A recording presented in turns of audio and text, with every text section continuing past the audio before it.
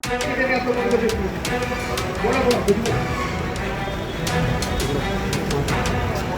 bu, are oh.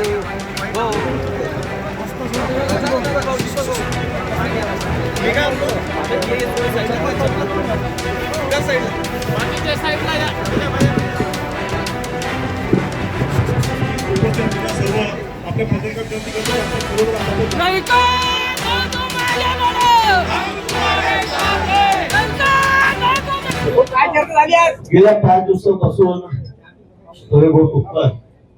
या ठिकाणी अन्नत्याग करून उपोषणाला बसलेले होते. आज उपोषणाचा 5वा दिवस आहे. कालही मी त्यांच्याशी फोनवर बोललेलो होतो. 4-5 मागच्या बोलणं झालं, सकाळपासून बोलणं झालं आणि आज नाशिक आपलं एमएलसी चुनाव इलेक्शन निवडणूक होती.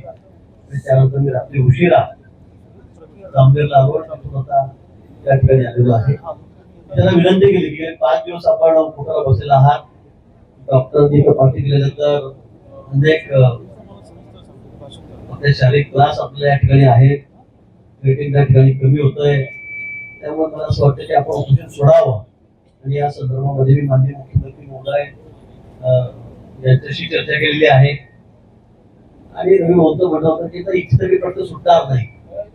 मी त्यांना म्हटलं की आपण मुंबईला या प्रतिनिधी मंडळ घेऊन आणि त्या ठिकाणी माननीय मुख्यमंत्री महोदयांच्या एक बैठक करून संबंधित अधिकारी त्या ठिकाणी राहतील आणि त्या संदर्भामध्ये आपण ज्या मागण्या आहेत त्या आपण तिथे ठेवाव्यात, मांडाव्यात आणि त्या ठिकाणी मग माननीय मुख्यमंत्री महोदय आहेत, आमचे मित्राचे सीओ आहेत प्रवीण परदेशी, त्या समितीचे अध्यक्ष होते ते असतील, मोठे सेक्रेटरी असतील, मग रेव्हेन्यूचे असतील, कृषी खात्याचे असतील, फायनान्सचे असतील, टॅक्सचे असतील, हे सगळे सेक्रेटरी त्या ठिकाणी असतील, वरिष्ठ अधिकारी, आणि त्यांच्यासमोर बसून आपण आपल्या मागण्या मांडूया.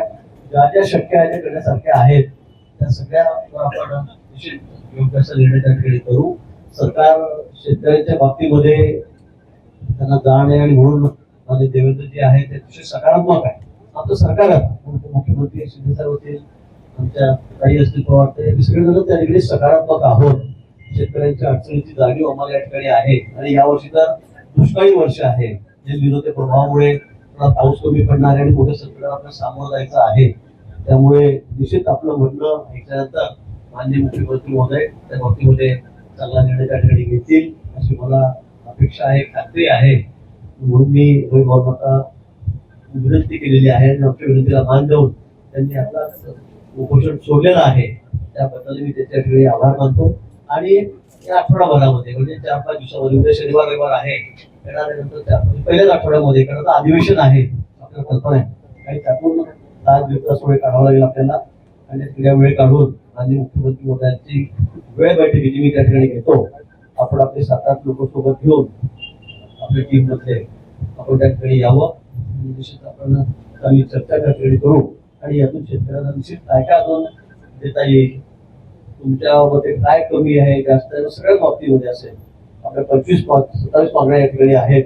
मला वाटतं सकारात्मक आपण त्या ठिकाणी चर्चा करूया आणि योग्य निर्णय त्या ठिकाणी करू. धन्यवाद गिरीश भाऊ. गेल्या 5 दिवसापासून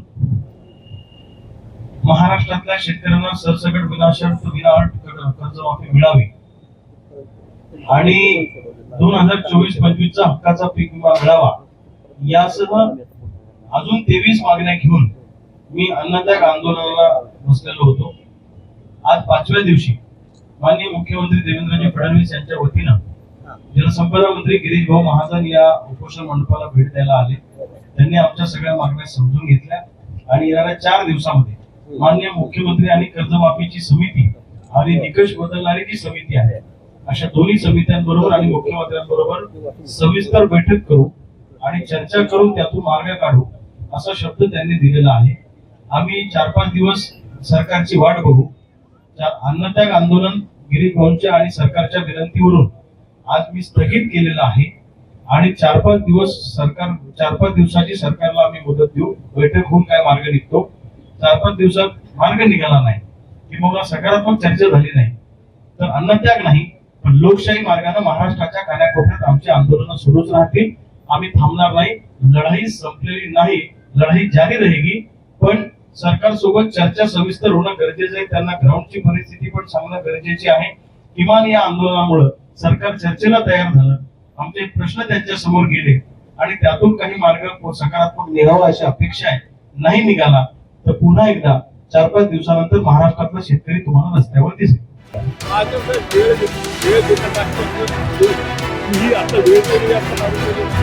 काम कसं घडलं माझं वेळ काम नाही माझा त्यांनी सांगितलं आहे की आपल्याला वेळ देऊ meeting साठी 100% या आठवड्याभरात होईल.